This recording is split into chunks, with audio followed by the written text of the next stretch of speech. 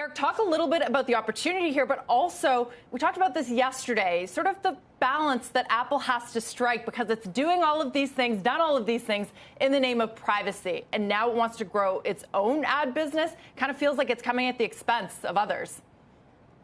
Julia, thanks for having me on. No, you're right. Apple does have to walk a fine line here, but what we ultimately know is, Apple leads with hardware. Vertically integrated hardware is where Apple does best, but it's found ways to monetize its installed base. And this is just another way for Apple to do so. They've had their App Store search ads business for a number of years now. It's in 60 different countries. It's obviously growing quite rapidly.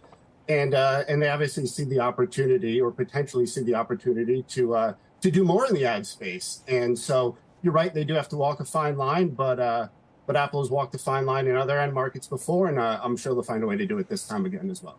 It feels like the whole market is saying that, Eric. I'm sure they'll find a way to do this yet again. Meanwhile, as we've talked about, it's 5% off its all-time high. It's making up a bigger percentage of the S&P, now more than 7%. It is such an important leader.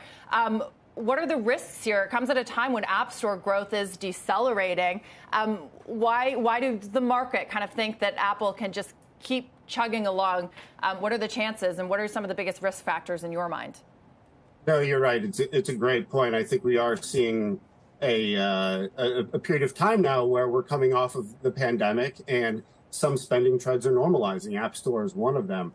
Something that I'd just point out, now that we're kind of most of the way through earnings season, is if I look at consensus estimate revisions for Apple post-earnings, they're relatively unchanged. For the rest of my consumer hardware universe, revenue estimates for calendar 23 are down about 8%.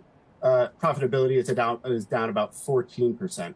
So what we're seeing is that Apple has more staples-like products. The iPhone is obviously the key there, and that in the current spending environment, users are still spending on Apple. It's this platform that attracts so many of us, 1.1 billion of us. But again, it's not to say there aren't risks. The macro is still a risk. High-end consumer spending is still a risk. It's something we need to be cognizant of.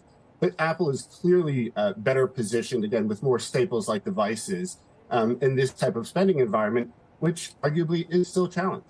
Yeah, I mean, looking at those devices, that's one piece of the puzzle, but the other is services. What's your outlook for services revenue growth, considering all the macro factors as well? So I have services revenue growing, call it low double digits in Apple's fiscal 22, about let's call it mid-teens in 2023.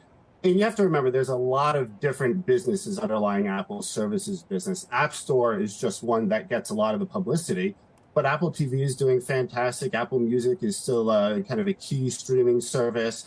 Apple Pay we're all using increasingly in the world today. And so it's not to say that it's risk-free.